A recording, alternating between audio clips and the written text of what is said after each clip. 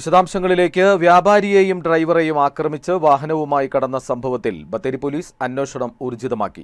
കഴിഞ്ഞ ദിവസം രാത്രി ബത്തേരി കല്ലൂരിലാണ് സംഭവം. ബംഗളൂരുവിൽ നിന്ന് കോഴിക്കോട്ടേക്ക് വരികയായിരുന്ന വാഹനയാത്രക്കാർക്കു നേരെയാണ് 8 അംഗ സംഘത്തിന്റെ ആക്രമണമുണ്ടായത്. സംഘം തട്ടിയെടുത്ത ഇന്നോവ കാർ ഇന്ന് പുലർച്ചെ മുള്ളൻകൊല്ലിക്ക് സമീപം തറപ്പത്ത് കവലയിൽ ഉപേക്ഷിച്ച നിലയിൽ കണ്ടെത്തി. ചൊവ്വാഴ്ച രാത്രി 9:45 സംഭവം.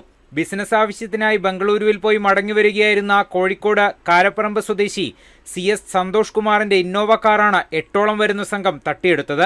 ദേശീയപാത 766-ൽ കല്ലൂർ പാലത്തിന് സമീപം വെച്ച് സംഘം ആക്രമിക്കുകയായിരുന്നു.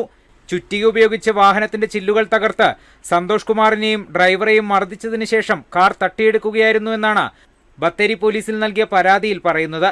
ഇതുവഴി വന്ന പച്ചക്കറി വാഹനത്തിൽ കയറിയാണ് ഉടമയും ഡ്രൈവറും ബത്തേരി സ്റ്റേഷനിലെത്തി പരാതി നൽകിയത്.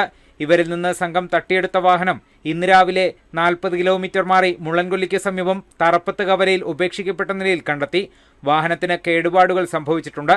വിഷയത്തിൽ ബത്തേരി പോലീസ് അന്വേഷണം ഊർജിതമാക്കിയിട്ടുണ്ട്. വാഹനം ആക്രമിച്ച് തട്ടിക്കൊണ്ടുപോകാനുണ്ടായ കാരണമടക്കമാണ് പോലീസ് അന്വേഷിക്കുന്നത്.